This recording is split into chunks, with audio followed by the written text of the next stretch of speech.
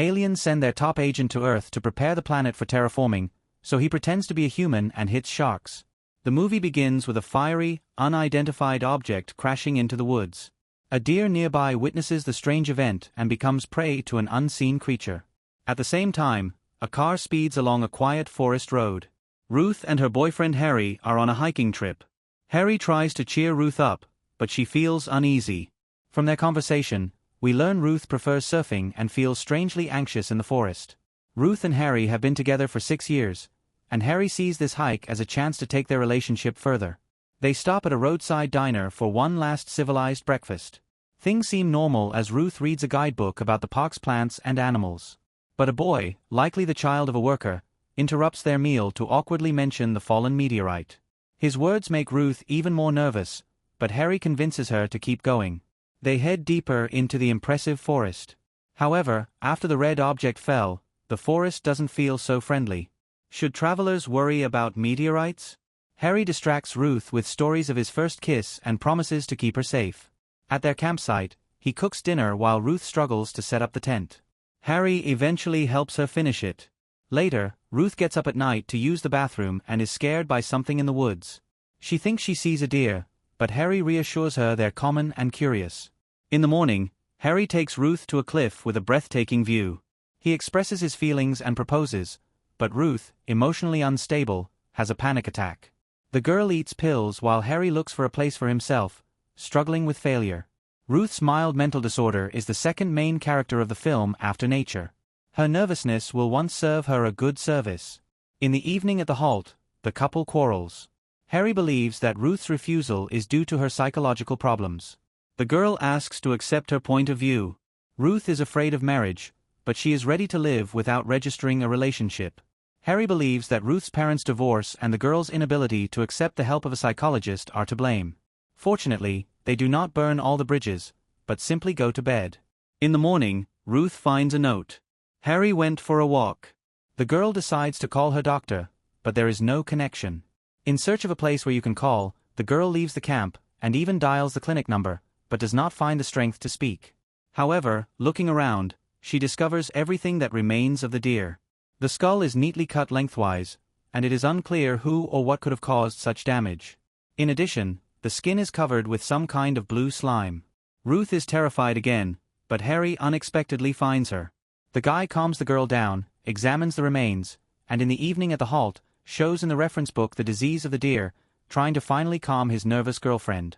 The conversation again comes to the topic of marriage, and it seems that the couple is concluding a temporary truce.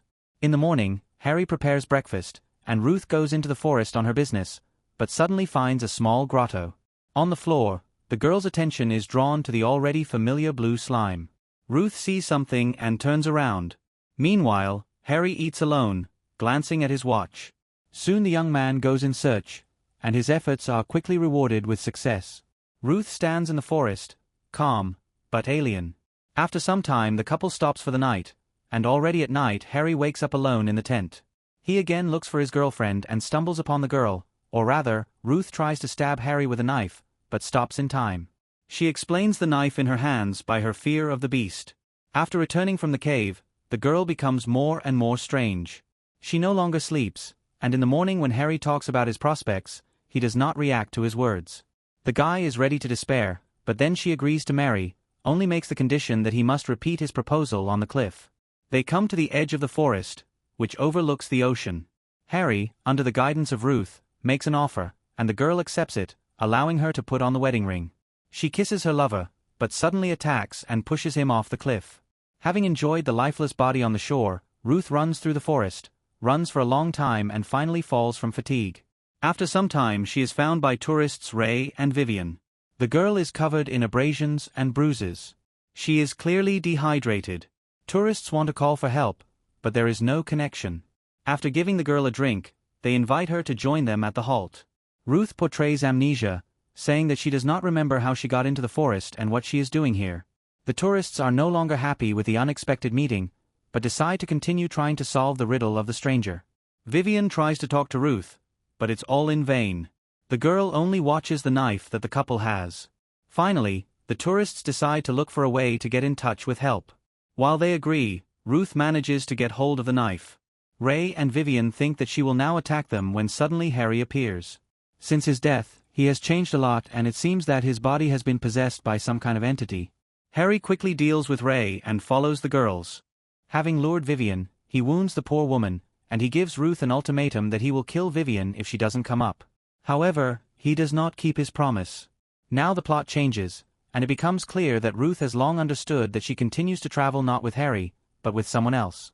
There, in the cave, she saw the remains of the real Harry, and her murder plan is an attempt to save herself. Now that the cards are open, she awaits an explanation from the new Harry, and the guy says that he is a scout from another planet, he conducted a survey of the area, and must report the situation. However, Ruth will not find out how it all ends, because she must die. But Harry quickly realizes that he cannot kill her, because the body he captured has very tender feelings for Ruth. And while the scout realizes his new emotions, Ruth runs away.